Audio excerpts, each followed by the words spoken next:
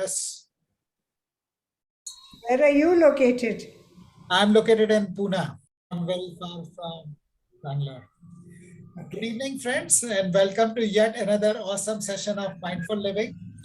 We really appreciate your taking out time and joining us today. This session is being organized on the occasion of International Yoga Day, which falls due on 21st of June. And I would like to point out one thing from the statement that our Prime Minister Narendra Modi made in the United Nations, that yoga is not only about exercise. I'll request everybody to mute themselves when they're not speaking. uh, that it is not about exercise, and which is what yoga has commonly come to be associated with. We think it's a physical therapy, we think it's exercise, it's asanas and contorting your body, etc. But yoga is much more than that. And to share that with us, please allow me, as I let people in, to share that with us, this aspect of yoga with us, the psychology, philosophy, and practice of yoga with us. We have Mr. Sandeep Nigam. Sandeep ji is a yoga teacher and a graduate from IIT Kanpur. He worked with organizations like Adobe Systems and Tata Steel for over 28 years.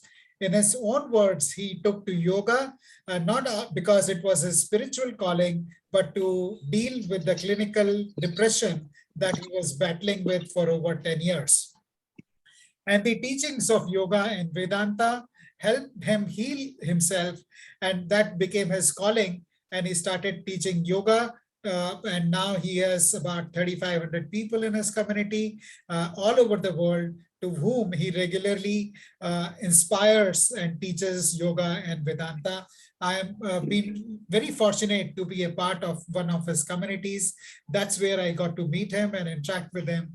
And what I like the best about Sandeep ji is that he brings an engineer's precision to understanding of yoga and Vedanta. He makes things so simple, and he speaks with so much love that a topic which may appear dry and boring to others, comes fully alive with him. So Sandeep ji, welcome to you. We are so fortunate to have you with us today.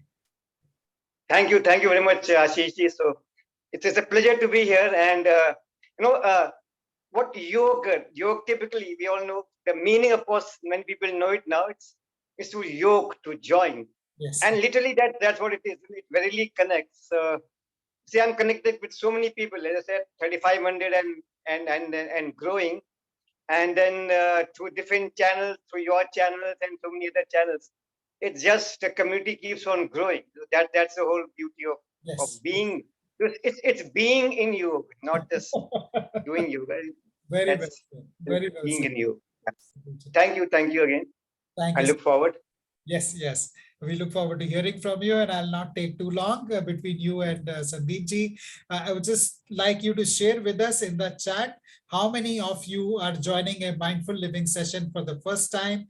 If you're joining a mindful living session for the first time, please type FT in the chat box. First time, FT in the chat box if you're joining a mindful living session for the first time. Thank you, Bandha ji. Let us see who else is joining us for the first time. Thank you, Prabhatji. Who else is? Thank you, Kunjan. So thank you, Dave. So we have a few friends who are joining us for the first time. So allow me a minute to introduce myself. My name is Ashish, and I am the founder of Mindful Living. I started Mindful Living in 2018.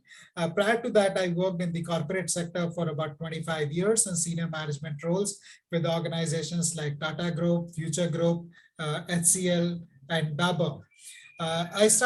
During the years of my working with the corporate sector, I saw how stressed people are in the corporate sector, and how this stress takes a toll on their health, on their relationships, and on their financial well-being. And I thought to myself that there must be a better way. There is a better way to living. And we set out on a mission to impact 1 million working professionals. And we regularly conduct sessions in the corporates, educating the employees on how to live healthier, wealthier, and happily. We have conducted over 290 sessions for leading organizations like Aditya Birla Group, Tata Group, IBM, EXL, Swiggy, Schneider, and over 50 reputed organizations, which include companies like SDFC Life and Kotak Life, etc. The session today is a part of the community initiative, which we started in 2020, April 2020, when people were battling with the first lockdown and they were anxious and uncertain on how to deal with it. So there was a group of friends who reached out to me and requested me to conduct mindfulness sessions for them. Over the years, that group has now grown to over 3,000 people, and we connect every weekend to discuss elements of application of mindfulness to our daily lives. It's not just sitting and closing eyes.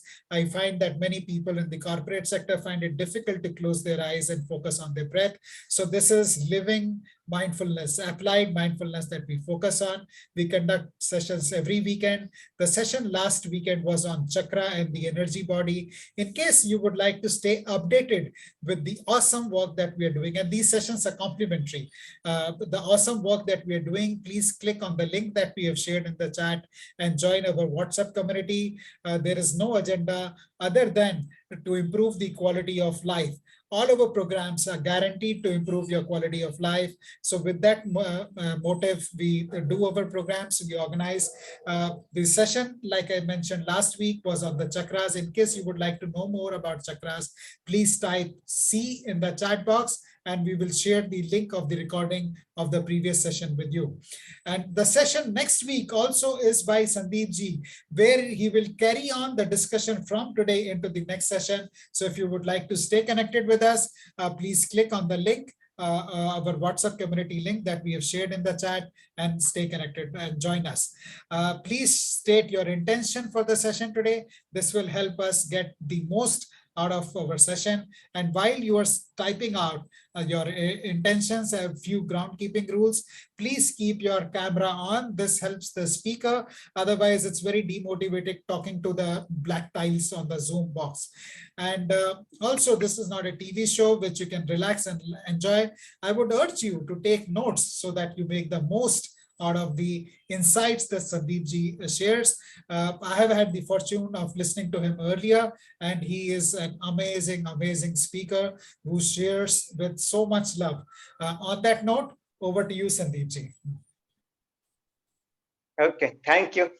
So maybe you can just stop sharing if you may. Yes. Yeah, thank you. Okay. Right. So again, thank you very much, Ashish ji, and a warm welcome, and Ashmita and all the others in mindfulness living, right? That's what you call it, mindful living. And to the other participants, the attendees this evening. So Ashish he happens to be in my group. Of course, I didn't know him earlier. He just pinged me a few weeks back that he's a founder of this amazing group, Mindfulness Living, and he wanted to have this session. So I thought, well, yeah, why not? Why not? So, and anyway, International Yoga Day is around the corner, so this is the best time to. In fact, yoga is not something just for this particular day, but actually it's just to reaffirm their journey, a journey with yoga. So, as Ashish ji has mentioned, we will be having 2 sessions, and what we will I will do is we will first just talk about defining what yoga is, the essence of yoga, the philosophical aspects, the psychological aspects, and how they integrate and link, assimilate with the practice. So the most important message which I want to send across is, as Ashish mentioned in the very beginning, yoga is just not about the contortion of the body or doing some magical asanas or twisting and turning your body around. Yeah, that's a part of it. But that is when if you are limited to that alone, nothing wrong with that. But the problem is you'll be just at a very periphery of it, very thin periphery of a large, infinite ocean of yoga, which what actually is there which can offer to you. So that's the limitation. You stop right there. You don't proceed beyond. So let me just start by the very definition of yoga. So uh, in fact, the term yog is there right from Rig Veda itself. It is there in the Karm Kand of Rig Veda, where they talk about yoga in those chantings, rituals, where you are offering, when you are in that sacrificial practices of yajna. And the essence really was to, if you look at the literal meaning, it was to tie a horse with a peg. So that is yoking, called yoking. But that is of course not what the yogis were doing. It was an esoterical representation of uniting with the, whatever you call it, the highest self, the divine, the supreme power. And that is what is the, see, our scriptures, our whole tradition, the Sanatan Dharma, was really about the quest. It's a quest. The yogis, the rishis, they were out on a mission, and that had a, and we will look at that, what that mission was. So the very term yoga emanates from the Rig Veda directly. In fact, if you look at Bhagavad Gita, those of you who would have read it, each chapter is suffixed with yoga. The first chapter itself, what is it called? Arjun Vishad Yoga. The second chapter is Sankhya Yoga. So yoga is not, this is joining. Even when in some form, when people comment, the commentators, when they say Vishad Yoga, one way they explain it is that it is the despondency of yoga. You know, that Arjun in that state was totally despondent. He was joined in that state with that despondency. So that's why they call it Arjun Vishad Yoga. In Bhagavad Gita itself, there are several references to the term yoga. Two major ones, those of you who would have had a chance to read or study it. One is called the Yoga Samatvam Uchyate. This is what Lord Krishna says when he describes yoga. Yoga Samatvam Uchyate. Samatvam literally means equanimity.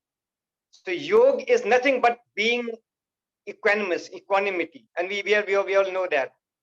At other place, he describes yoga karmasu kaushalam. Karma means the karma that we do. Kaushalam, the kaushalam is skill, but it's a subtle term. Kaushal here is not referring to the skill, the domain skill. No, not at all. People tend to misrepresent it. They quote Gita and they say, when they quote this particular phrase, they talk about the skill in the domain sense. No, it's not that. The skill basically means here doing your work in a way that it's non-attached. And non-attached means you are spiritualizing your work. So that's what karma yoga is. So there's a difference between karma yoga and karmat. Karmat is still bahirang. No, it's going outside. Spirituality or the yoga is when you are taking a U-turn, when all that you are doing is actually to seek the highest. You're offering it to the Lord. So that's an essential difference. But of course, we are not here to describe karma yoga, but thought it's just good to at least know about it as we build upon this full understanding and the context of yoga. We have, you would have heard about 4 classifications of yoga. I'm not talking about the classification of asanas, but the term yoga itself. We have Jnana Yoga, Karma Yoga, Bhakti Yoga, and the 4th is Raj Yoga, which is what we are discussing. So I will not talk about the other 3. Raj Yoga is of interest to us today, which is what we'll talk about. Raj Yoga, ostensibly, it is said that this was coined by one of the greatest yogi and Vedantins which the world has ever seen, the great Swami Vivekanand. Many people, when they talk about Vivekanandji, they think he was a great Vedantin, but that wasn't alone. He was a great scholar. He was a great scholar. So not only did he talk about Vedanta, in fact, he was the first person who really introduced this topic of yoga in the West, way back in the 1890s. When there's a whole chapter when he addresses that gathering, and he talks about this whole yoga, this whole practice of yoga. We'll talk about that more in detail. So it appears that he was the one who coined this term Raj Yoga. Literally, what Raj Yoga would mean, right? What is Raj Yoga? You're sitting on your Singhasan, no? And like a yogi, you're just meditating. So it's Raj Yoga in that sense. If you have looked at the image of Swami Vivekananda, you see, he always wear that pagadi. So what that denotes? What it denotes is the sannyasi's life is not bereft of joy. It is not a dry life. It is much more alive, which we can ever think of. You see how he's dressed, all dressed up with a nice turban here, always enthusiastic, energetic to go out and help. That's what it gave him bliss. So that is one more reason to tread on this path of yoga and spirituality. So this is Raj Yoga, essentially. Now, Raj Yoga, when you say Raj Yoga, it essentially is a part of meditation. The path of meditation. I'll just come to you. You may be wondering, when it's part of meditation, where does the asana fit in? So just hold on. I'm just building on it. And in this part of meditation, uh, you all would have heard about Maharishi Patanjali. People confuse him with the Patanjali Yoga Peeth of Baba Ramdev, that he has named on Patanjali. But Maharishi Patanjali was the saint. In fact, just before that, in our Sanatan Dharma, we have 6 philosophies. It's called Shada Darshan, 6, which is Nyaya, Vaiseshika, Purvi Mimamsa, Uttari Mimamsa, Sankhya, and Yoga. So yoga, by the way, is a philosophy. It's not just a practice. It's just a complete philosophy. And that philosophy of yoga is essentially derived based on a scripture called Patanjali Yoga Sutra. Sutra is an aphorism. So there are about 195, 196 sutras.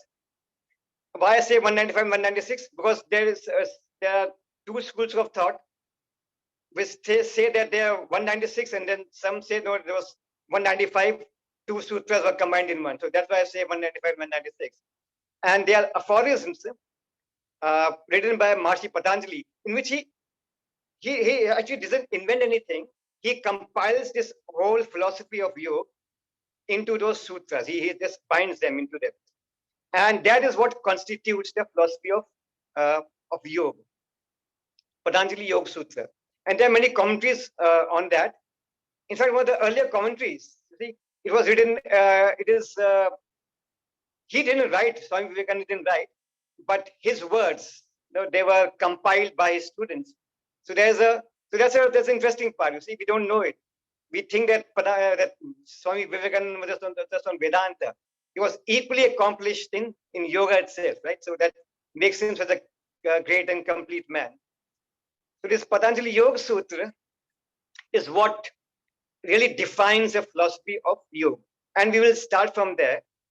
So the first sutra itself, we'll just take up few sutras just to build on it. The first sutra itself, it says, Atha Yoganu Shasana. By the way, sutras, you see, sutras are just 2 or 3 words. 2 or 3 words. Not even a shlok. In a shlok, you have 2 or 3 lines. Like Bhagavad Gita, you have shlok. Sutras are just 3 or 4 words in which those of you, if you are familiar with IT, of course, all of us have know about the zip files. So the zip files are what? Intense condensification of space. But the sutras are intense condensification of whole philosophy and the knowledge into just few words. So all these words are chosen very carefully, as we will just see it when I go into the next sutra. So what Patanjali says, Atha Yoga Anushasanam. What is Ath? Of course, Yoga Anushasanam is a discipline. That also has an expansion. I will talk about it. But I just want to put some, discuss this term Ath. Ath can have several connotations. One is now. Start it now. Not in the past, not in the future. Now is the time to start. Second is, it's also a holy invocation of sorts. to those of us who grew up in the 1980s, we used to hear that serial, Ath Shri Mahabharat Katha. Ath, you all remember in the 80s? And that's how our day used to begin. Yeah, I still remember it. So Ath is again, it's a holy invocation of sorts. But a more esoteric meaning of Ath is it helps you to be in the now. Ath, now. There's no past, there's no future. Whatever it is the now. So that is another esoteric uh, meaning and the whole essence of yoga. It helps you to be in the now, in the now. And how does it help it? That is the whole description of yoga itself. So the definition of yoga which he gives, a very elegant definition, but that is what really sets the stage of this pursuit and the philosophy of yoga. That is the next sutra which says yoga chitta vritti nirodha. Yoga chitta vritti nirodha. Now just see, there are just 4 words. Just think of it. Suppose you have to write 2 or 3 pages about a philosophy, about a subject. You may take half an hour or 1 hour to just write it. Now, if I ask you to condense those 3-4 pages into 1 page, it'll probably take you 1 or 2 hours to condense it. Still difficult is if I ask you to say that you write it in just half a page. You have to think hard. Now, if someone tells you, the boss comes and tells you, no, even half a page is too long, I want just 5 or 6 words. You'll just be scratching your head. 5 or 6 words defining the whole philosophy, the whole subject. I mean, it's impossible, isn't it? Now you can very well understand. Now, if he is defining the whole philosophy, the whole context in just yoga chitta vritti nirodha, at least there's 3 words. The first is just yoga itself. Chitta vritti nirodha. Just 3 words is describing the entire essence of yoga. And we have the other sutras also in the same manner. Now, this is a very important sutra. So, what does it say? Chitta. Now, chitta, the simplest meaning of chitta would be the mind itself. But it's not just a mind. One way in which the Advait Vedanta describes it, chit is, in a way, it's an inner instrumentation, antahkaran, which would be the mind. See, how do we experience this world? To the mind, intellect, ego, memories. So all of that, put together, that is one way of defining chit. Nirodha, we know, nirodha is cessation, inhibition, to stop. Now, vritti is an interesting term. If you look at most of a lot of these definitions, I won't say most, of the commentaries, if you were to just go to Google and search the meaning of vritti, they would say bringing restraint to the upheavals in the mind. All these thoughts, bringing restraint to it, calming it. Yes, in a way that's true. Because we know all the problems are literally here, right? The mind. This is what is the source of all the problems. But it is not just, yes, that is what is achieved. But the meaning is much more subtle. And the meaning is subtle form is this. It means the modification of the mind. The modification of the mind. I'll just try to explain it in few words. You see, when you're getting thoughts, all the thoughts, what is happening in your mind? I'll give you an example. Let's suppose you are listening to this lecture or anything, and at that moment, you see someone who has not, with whom you haven't had a very pleasant experience, and just see him there. Your thought was somewhere else. You're doing something else. What happens at the very side of that person? What happens? you what that unpleasant experience that may have happened 5-10 years ago, which you may have totally forgotten, it's gone. It starts to play. You will think what happened then, what he did to me, how did he cheat me, or how did I have to suffer and go through misery. So what is happening here?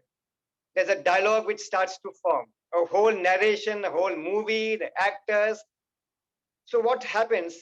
Your mind literally gets modified with it, isn't it? Your mind, it gets literally modified with it. You become that. The mind, you takes the form of that event. In that particular moment, you are nothing. I repeat, you are nothing but that experience alone, isn't it? Does it make sense? Now, this is a subtlest. This is how I would define. This is the very subtle, and you see how subtle this is. Now, before this, I wanted to talk about this before, but I thought I'll go to here and then go back. So, if I look at it, this is the deepest of psychology. A psychologist, if you look at the psychology deals with our behavior, and it's good, nothing wrong with that. But if I really if you look at all your behaviors for that matter, whether you are interacting at workplace, with your colleagues, whether you're interacting with your family members, your children, your parents, your friends, what really manages your behavior? How is your behavior? What is that one thing that impacts your behavior? It's always your emotions, right? Your emotional setup, your emotional state literally defines how you behave, isn't it? So whether you're in an office, if you are in a nice emotional state, you'll be happy, yeah. You'll be cheerful. You'll be a good team player. But in the same, if you have irritation, you have short tempered, in any situation you are put, you will behave the same way. So it is not about the behavior per se. If you work at the emotional level itself, so what I call it is that all these behaviors are nothing but like branches. So the way I behave at workplace, the way I behave with my colleagues is one thing. The way I behave with my superiors, with my juniors, with my team in crunch situations, these can be different behaviors. How I communicate, these can be different behaviors. So these behaviors are like different branches of a tree. So when you have to nurture a tree, the branches, what do? Do you go and water each branch, or do you look at the soil, at the roots? You will water the roots. You will give good soil to the roots. And once you do that, all the branches will flourish, isn't it? All the branches will flourish, and they'll have flowers and leaves and whatnot, birds and all that. So this is what, see that intensity and see the subtleness of yoga. Yoga chitta vritti nirodha. It's going right to your emotions. Before that, I just wanted to talk about uh, what I fondly call as 3 P's of yoga. So those, I think many of you are from the corporate background, and then we talk about 5 P's of marketing. We all know it: people, place, price, promotion, and product. So similarly, I say 3 P's of yoga. And what are they? Philosophy, psychology, and practice. And what's the philosophy? The philosophy is the highest. In each company, we have something called a vision statement, right? And that vision statement defines what is the objective, what's the highest objective of that organization. Similarly, the mission statement of yoga is the highest. And what does it say? In fact, both yoga and Vedanta, they put together, if I would say, atyantik dukh nivritti, param anand prapti. There can't be a definition or a goal or a vision higher than this. cessation of all the sorrows and attainment of the highest bliss. That's a vision, that's a philosophy. And that, by the way, it's a journey, but that's the guiding vision. At the level of psychology we just seen, it's the deepest. It's not just looking at our behaviors, but it goes to the very root of the problem, the emotions themselves. It tries to nurture those emotions, address those emotions, so that it'll manifest in all our behavioral aspects, right? And of course, the practice. When I say practice, practice is not just about, as Ashish mentioned in the beginning also, about just some asanas or a contortion of your body, but even the asanas, pranayam, dhyan, meditation, we will look at Ashtanga Yoga, in a way that it is, you are not just doing it as a physical exercise, but it is actually starting from the body, outer layer, and taking you to a journey within. From the outermost layer, that's a body, takes you to the prana, to the mind, and it actually goes beyond mind. That's what the whole journey is. So, with all the three P's, just look at what really yoga is about. Okay, so we were at the second sutra, Yoga Chitta Vritti Nirodha. We'll come back to it. Now, again, interesting part. See, in this definition, there is no mention of body. Yoga Chitta Vritti Nirodha. And by the way, he also doesn't mention about Purush or the soul. He's not talking about the soul or the Purush or the consciousness right away. That is deeply ingrained. It's deeply ingrained. And by the way, that's also a whole journey. It's not just something mystical. What Patanjali is talking about is a very practical man. He's going to the root of the problem. The root is the mind. So directly look at the mind, address the mind, and the rest get taken care of. So it neither starts with the body nor starts with that pure consciousness. He's starting with the mind. See? Yoga Chitta Vritti Nirodha. And now when we come to the mind, so what essentially he's saying is, you work at the level of the mind, and if you can do it, then you will get to that state where all your problems of the life, cessation of all the sorrows will start to happen. But then the problem here is, we all know the mind, how fickle it is. And here I'll take a small detour to refer to Bhagavad Gita. There's a dialogue to understand. And what we're trying to understand here is, why is it so difficult to work at the mind? I mean, you may all be just wondering, we attend so many lectures at our houses. If you everyone nowadays, if you go to any house, go to any bookstore, bookshelf, even the online stores, the highest selling books are on what? Mindfulness. Demi's Guide to Mindfulness. Mindfulness is 24 hours. Mindfulness is 20 days. In this whole world of WhatsApp, university, and the social media, you have these notes and posts on mindfulness. Nothing wrong with them. They're all good.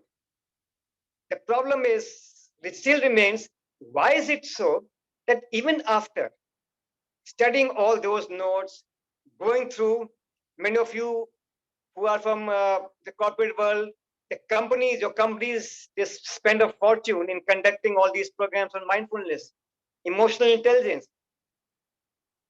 Why is it so that we are still not able to make a breakthrough? Would anyone like to share his or her views on that?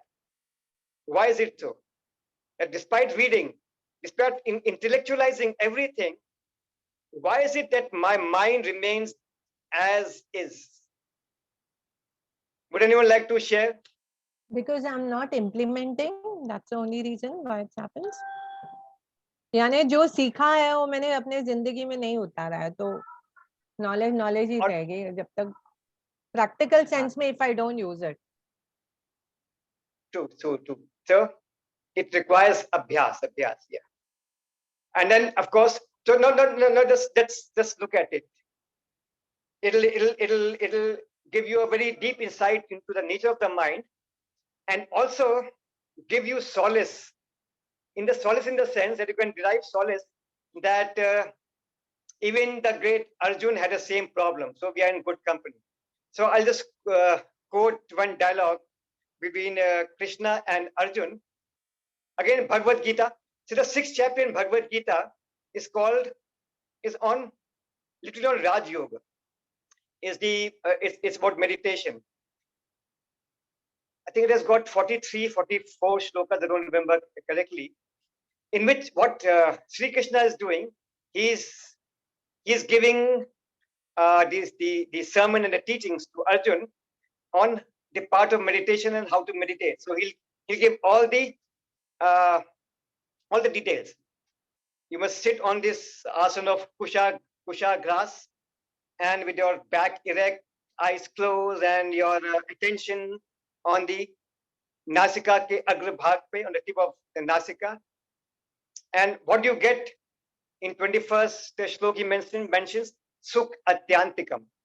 What he says, Krishna says, the objective is sukh atyantikam, the highest bliss. Same. So Arjun, being the great student, listens to Krishna's sermon till shlok number 33, and in the next in 6.34, Arjun Upach, when Arjun starts to speak, he literally disagrees with Krishna in those many words. In fact, what he says is, no, Krishna, what you're saying doesn't make any sense to me. In a way, why does he say this? Because what you're saying is actually impossible. Why is it impossible? Because the mind is even more fickle than the wind. How do I control it? And then he goes out to reason. He just doesn't say it. You see, we say that the mind is more fickle than the wind. That's correct. And he gives a very nice reasoning, and he just develops it. He says, first thing he says, the mind is restless. We all know it, how restless our mind is. The second he says, it is not just restless, it is also turbulent. You see, if my mind is restless, and that restlessness is like this waves of the sea, calm waves. The waves are also moving, isn't it? Always moving, but they're very calm. So if the waves are moving at a slow, gentle speed, there's no problem. Goes up, comes down, and it's pretty serene in that sense. But then the next thing he says, no, it's not just restless, by the way. It is also turbulent. It is not a calm, gentle ocean at the surface. You have tsunamis all the time, isn't it? We have seen it in our minds. At one count, there's a different that psychologists estimate we get around 20,000 to 80,000 thoughts. That varies. And of course, it'll vary because some who are more calm, they have less number of thoughts. Someone who has a very, very volatile mind, like I used to have, I'm working on it, would have 80,000 or maybe even in excess of 100,000 thoughts. Again, not different thoughts, same thoughts, but just like that person who has gone through a heart attack, unfortunately, violent. It's like a tsunami all the time. Because he says, Krishna, it is not just restless, it is turbulent. And the third, he says, not only turbulent, it is stubborn. So it is restless, it is turbulent, and it is stubborn. You can just think of a child. A child is restless by its nature. In fact, by child, we are more restless than children are. So let's not blame children. They are more restless than they are. And the children will have mood swings. Especially you have a child who has violent mood swings. So it's turbulent.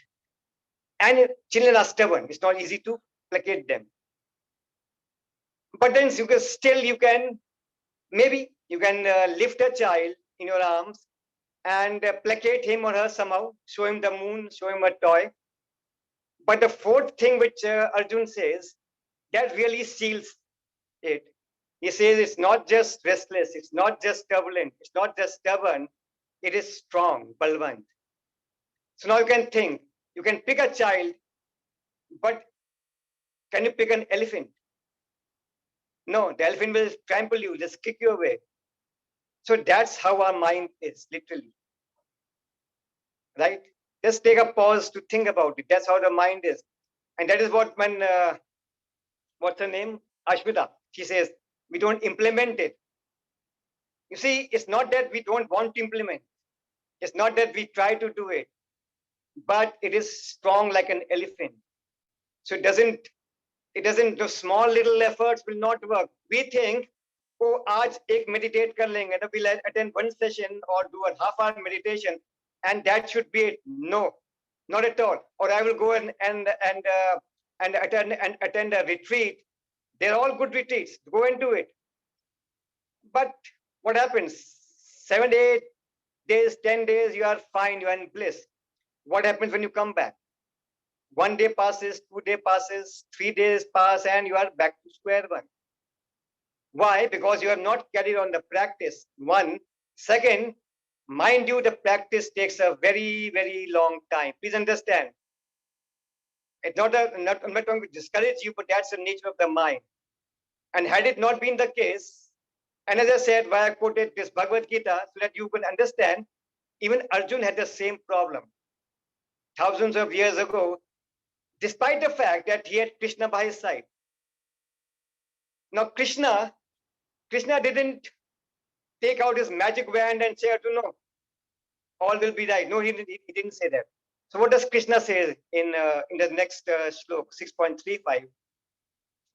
Like a good teacher. And who's a good teacher? A good teacher is empathetic, who understands.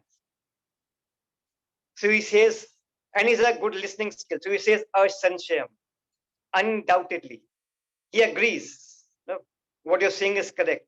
He didn't say, Arjun, oh, Arjun, I spent so much time, I spent hours to educate you, all those 33 shloks, go back and revise.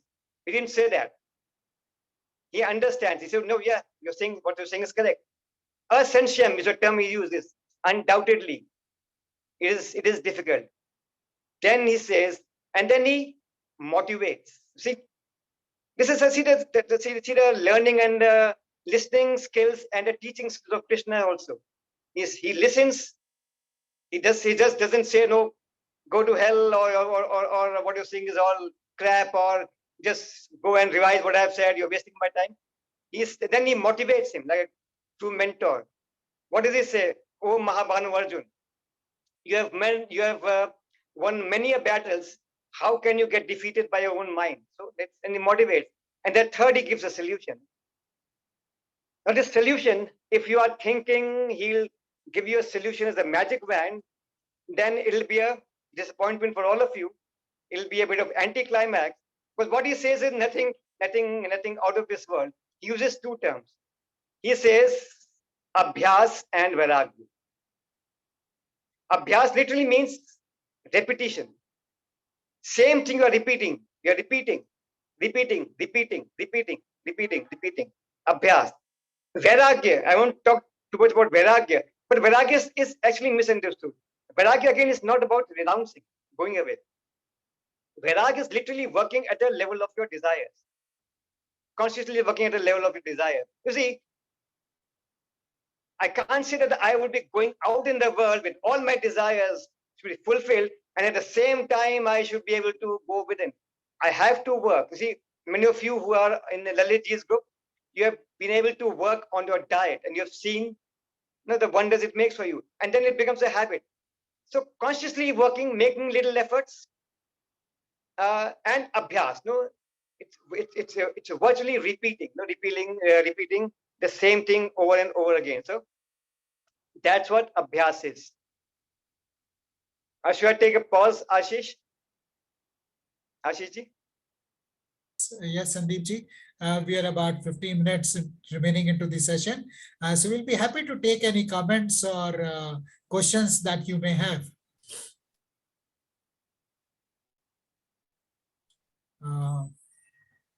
You can type in the chat, or you could raise your hand using the reactions button, and we will take on your questions or comments.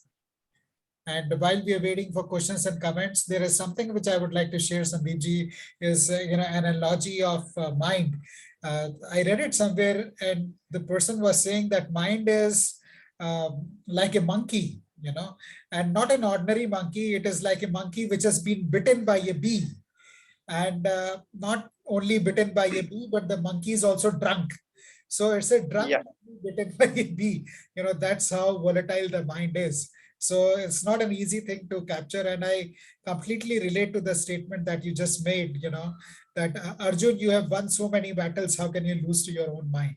And that's something Yeah. so true for each one of us. We are battling, we win. It's easier to win on the outside, but very difficult to win on the inside. So thank you very much for that. In fact, what you just quoted, it's also from one of the Panchatantra books, I think. I forget Okay, the name. okay. I don't remember where I read it, Yeah, but yeah. I do remember. Yeah, it's a monkey restless by its own nature, not just restless. And on top of it, it is drunk, Yeah, yeah, yeah. drunk, and it is bitten by a bichu, not a scorpion. It stings. Yeah. So that's the nature of the mind. Yeah, truly, that's what it is. Looks like we don't have any questions at this stage, Sandeepji. Maybe we can continue for another 5-10 Yeah, minutes and then open up the session once again for. yeah. So yeah, so you may be wondering, so I'm just building the background. Why? Because it is actually very important to understand that the nature of the mind is to be first understood, right? And why is it so? Why is it so that it is so difficult? And secondly, also please take solace, as I said, we are in good company. Even Arjun had the same problem. And let me just take a while to quote another great scripture. Uh, how many of you have heard about Yoga Vashisht? At least few of you would have. So just as Bhagavad Gita, Yoga Vashisht it's also a dialogue, I can say, between Lord Ram and Vashisht. There are some parallels, but there are some similarities and some dissimilarities. So in that, I'll just quote the one way in which Lord Ram describes mind. He says mind is like a wild horse. And just try to recall, Rama was in the best of uh, the life which one could actually live. He was a prince at the age of 16, 18, living with all the comforts, and yet he was not fulfilled. And this is what he tells Vashish, that mind is like like a wild horse. So that's the nature of the mind, typically, right? Now, so why I wanted to bring all this was, that's why you need practice. That's why you need abhyas, and that's why abhyas is so important. And then now let me bring introduce the Ashtanga Yoga of Patanjali, the eight-limbed yoga, as it is called. Now, Ashtanga Yoga, many of you would have heard, and it's very, very deeply misunderstood. If you go, they'll have Ashtanga Yoga studios. I mean, that's nonsense. How you can't teach Ashtanga Yoga? Ashtanga Yoga is we teach Ashtanga Yoga. What form of yoga do you teach? I teach Hatha Yoga. That's fine. You can't. How can I teach Ashtanga Yoga? Ashtanga Yoga is not an asana. Ashtanga Yoga is a whole philosophy of yoga, of Patanjali. Yam, Niyam, Asan, Pranayam, Pratyahar, Dharana, Dhyan, Samadhi. That's how it's called the eight-limbed yoga.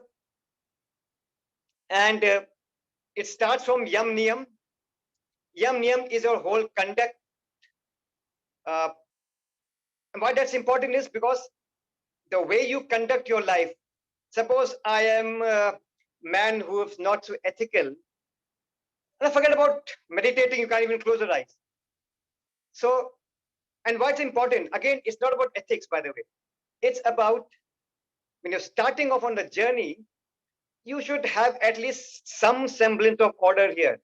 If your mind is craving and doing all the wrong things and is always immoral activities and all those things, you're not able to self-discipline yourself, then it becomes, then you can't even meditate, right? So from that point of view, yam niyam is important. It's not a lecture on morality, but it's actually from that point of view.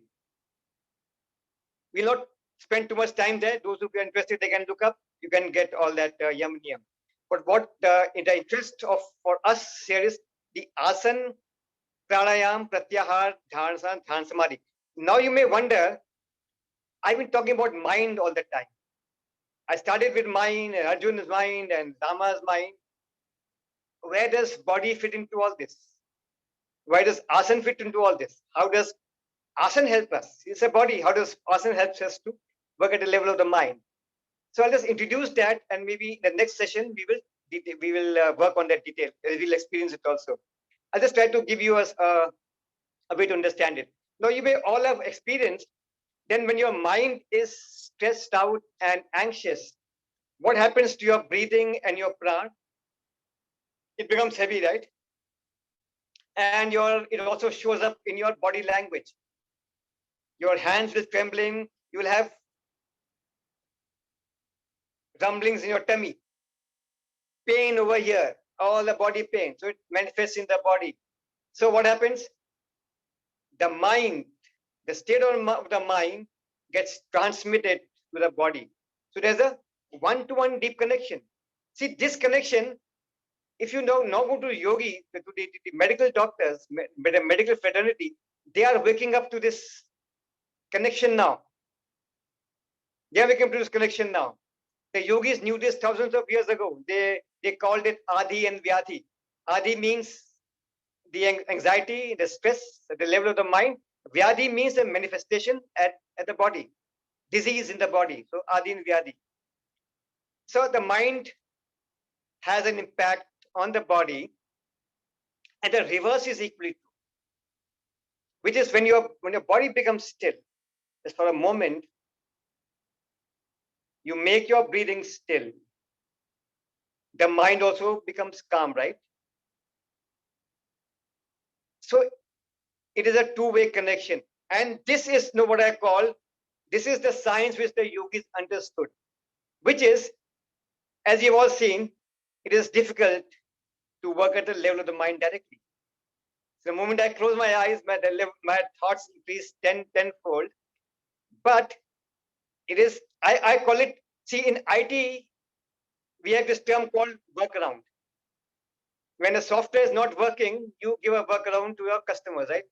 Go this way and this is how it will work. So this is a very nice and elegant workaround. Start from the body. Work your way from the body. शरीर को स्थिर करना, प्राण को स्थिर करना, मन अपने आप ही स्थिर हो जाता. That's how it works. You got a point? It's not that you stop meditating altogether. You can continue, but this will help you with your endeavor. And that is why if you look at Ashtanga Yoga, there's a reason to it. Starting with the body, make the body still. And of course, the body also had to be made healthy to be. See, if your body is diseased, you can't, your whole mind will be on the body. There's a pain somewhere. How can you meditate? It's virtually impossible.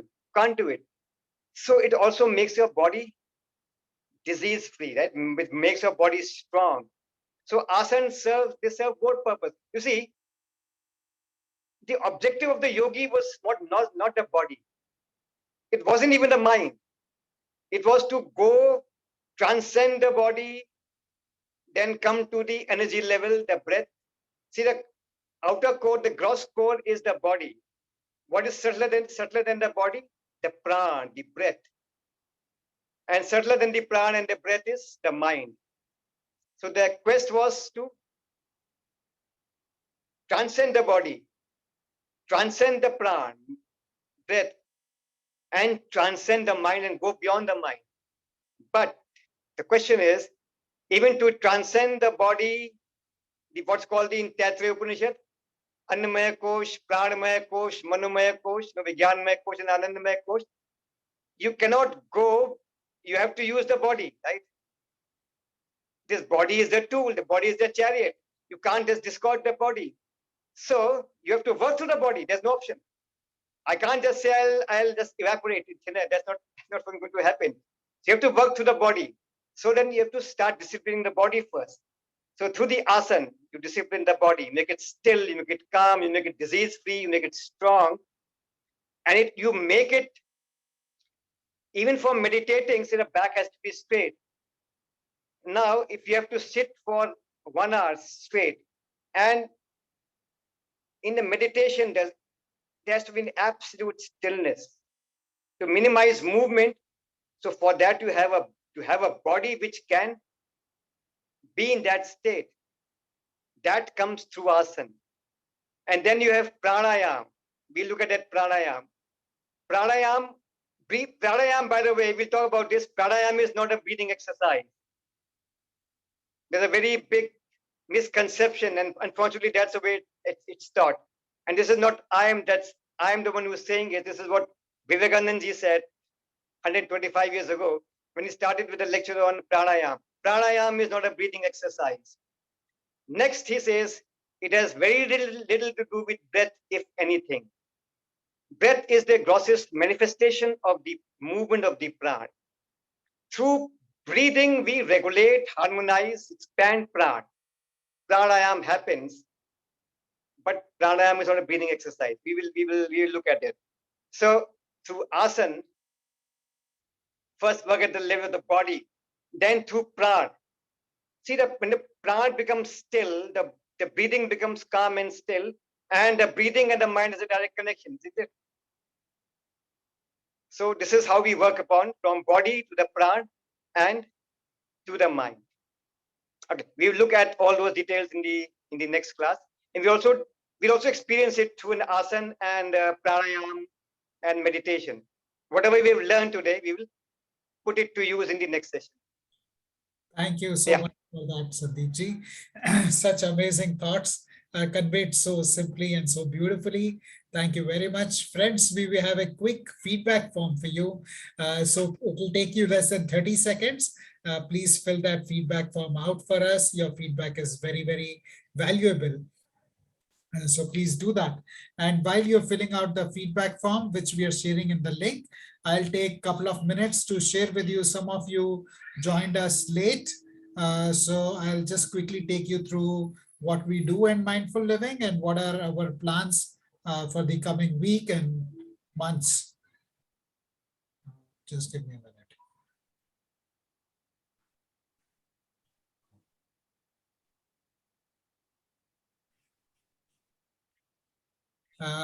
So friends, this session is that we have organized today is part of our community initiative, wherein we organize complimentary sessions every weekend on topics related to application of mindfulness.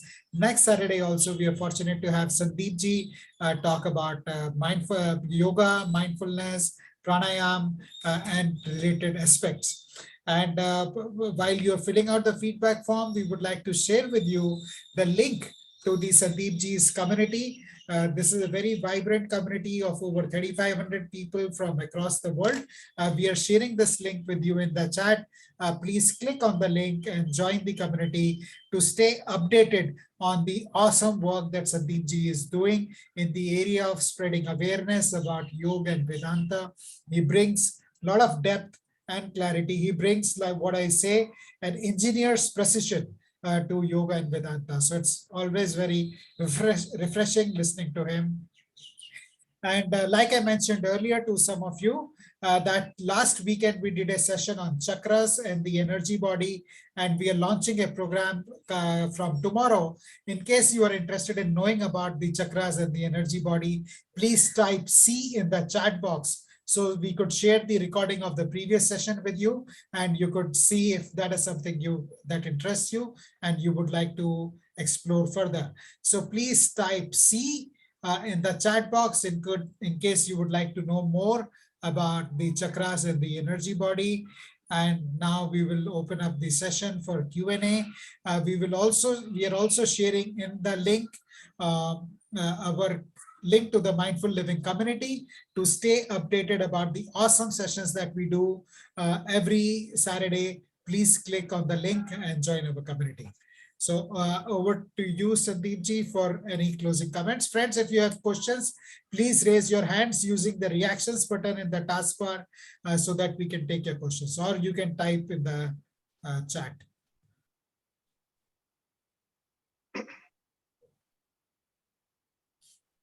And in case there are no more questions, Sandeep ji, over to you for your closing comments. Okay, so yeah, it was a pleasure again.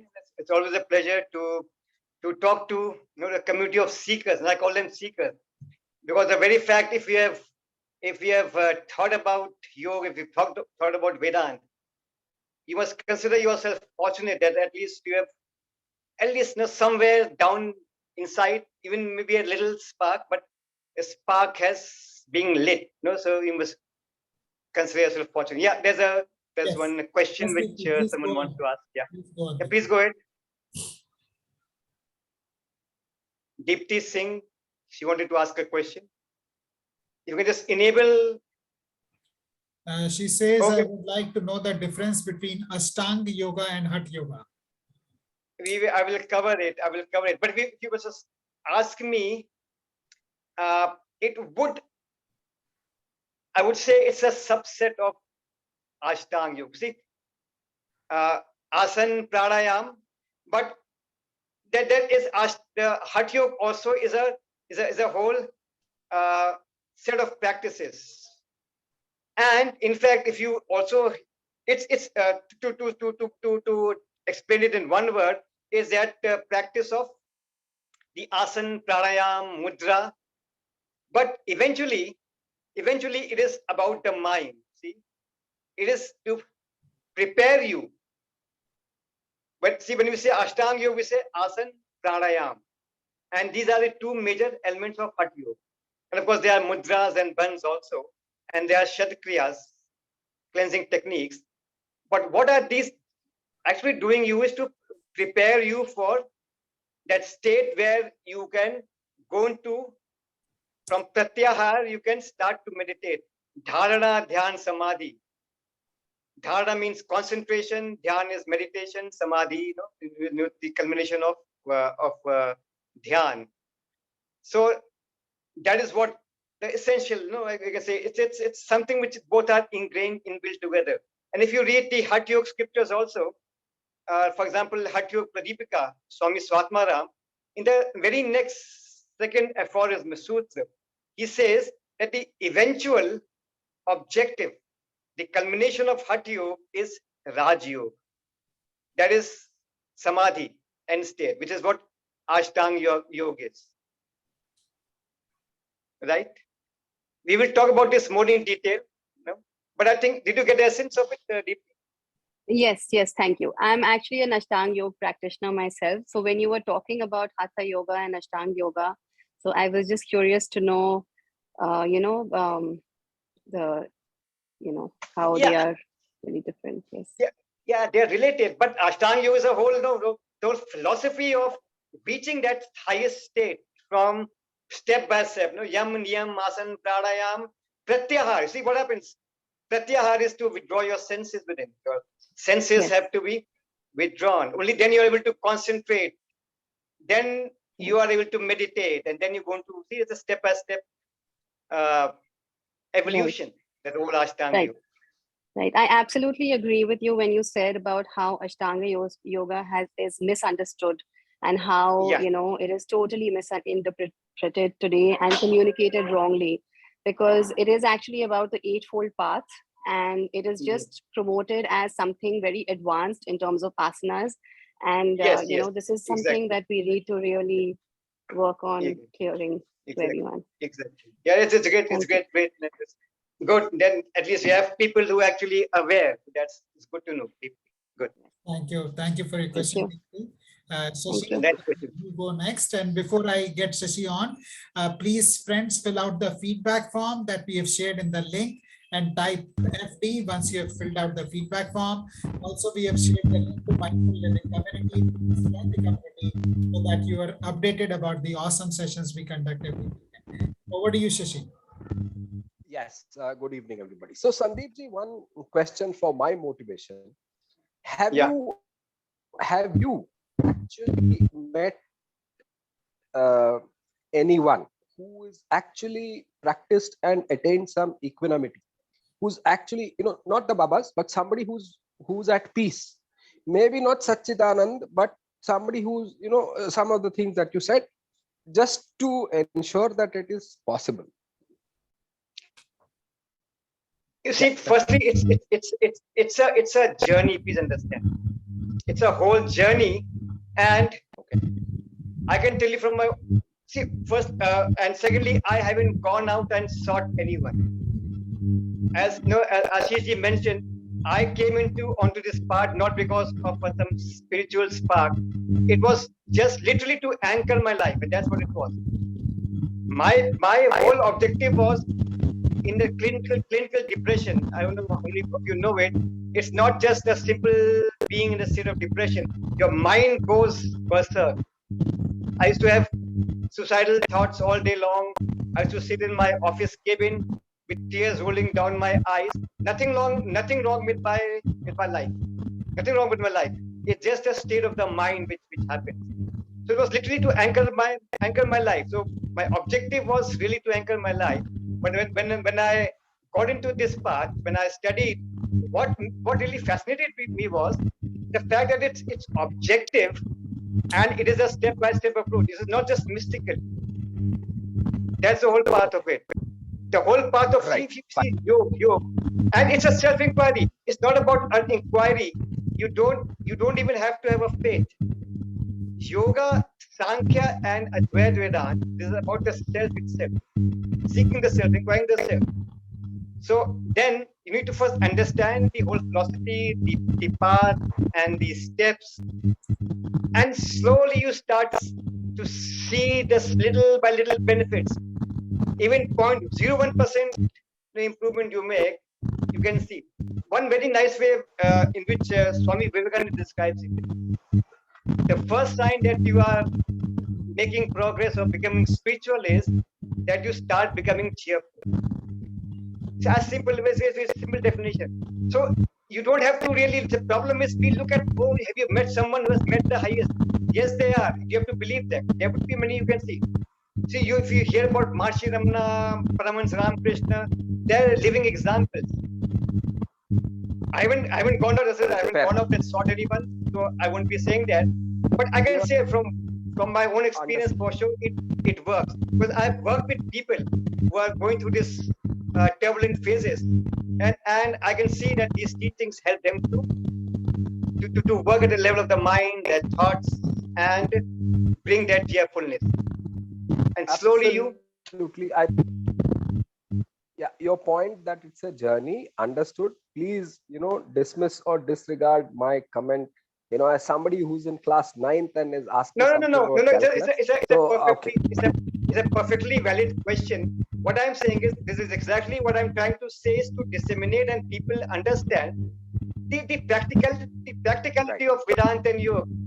It's not mystical. Please understand.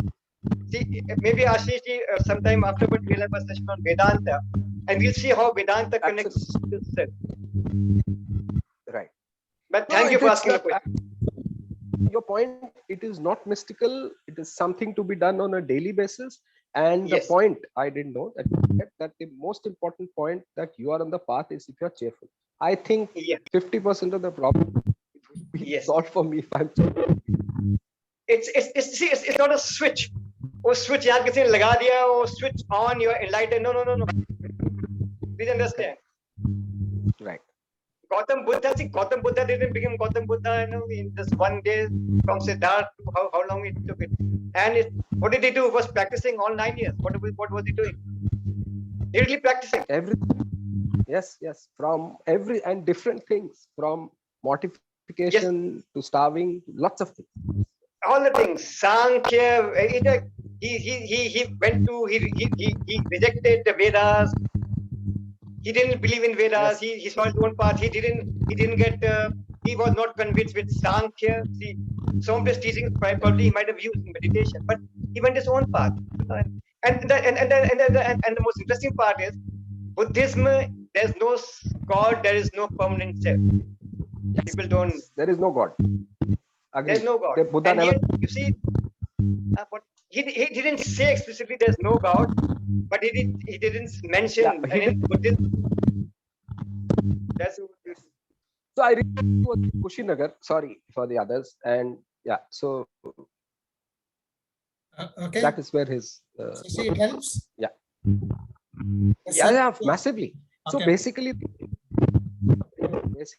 absolutely helps. Absolutely, thanks a lot. I think the idea is not to look for the big black hole in the sky. Even a small Yes. twinkle is good enough to start. That's true. Thank you for that question, Shashi. And thank you, Sandeep ji, for sharing your personal story.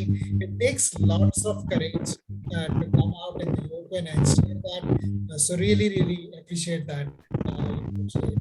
I'm sure it will help many people and inspire many more who are going to watch this recording and on the Facebook Live later to be inspired by the example that Sandeep ji is for. Yeah. Okay. And Yes. Go on. and just in the next session, we will just put all these teachings to practical experience. No, we'll see them. Any last comments, questions from anyone? Yeah, Sandeep, I have one question. I do practice classical Ashtanga yoga, of course, of like last 1 month I didn't do. There is also other forms of yoga. So what technical difference? No. So what do you mean by classical Ashtanga yoga? Can you just explain? This is the yoga which I was been taught. In the sense I do basically the Surya Namaskar and the jatis. So it is what I was told is this something not a very tougher yoga. See, the normal Ashtanga yoga is supposed to be more tougher and more. No. Please understand. There was a lady who asked this question, Deepti Singh, and what we were just discussing was, if you would have heard, Ashtanga yoga is not a practice of a level of difficulty of the asana. Please understand. Ashtanga yoga is the entire philosophy of Patanjali's yoga. Yam, Niyam, Asan, Pranayam, Pratyahar, Dhana, Dhyan, Samadhi. That's exactly what's happening. That's what this lady also said. The Deepti Singh, she's there. It is being marketed. People just pick up a name, they are marketing it. Classical Ashtanga yoga or this level Ashtanga yoga. Let me say what, it's all nonsense. It should not, they're just misleading people. The Ashtanga yoga is a whole deep-rooted philosophy. You can't teach an asana as an Ashtanga yoga. I mean, that's ridiculous. It doesn't make any sense.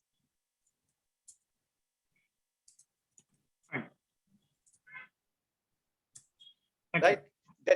That's the whole point. Okay. Suresh, does that help you? Thanks for the clarity. Yes. Okay. Thank you. Thank you, friends. We would really love to continue with this session, this enchanting session. But I realize it is 7:30 and it's a weekend and you may have plans. So we'll draw the session to a close now. And before we do that, I would like to remind you that we meet next Saturday at 6:15 p.m. to continue the discussion from today to the next level. So please join us next Saturday. Have a nice weekend. On your way out, make some noise. Say thank you to Sandeep ji. Have a wonderful weekend. Unmute yourself. Say hello. Bye.